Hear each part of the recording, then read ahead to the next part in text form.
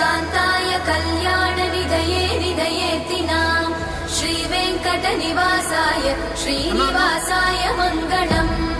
लक्ष्मी सविग्रहालोकसुभ्रूविभ्रमचक्षुषे चक्षुषे सर्वलोकानां वेङ्कटेशाय मङ्गलम् श्रीवेङ्कटाद्रिशृङ्गारमङ्गलाभरणाङ्गये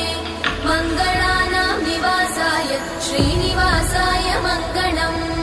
सर्वावयव सौन्दर्य सम्पदा सर्वचेतसां सदा सम्मोहनायास्तु वेङ्कटेशाय मङ्गलम्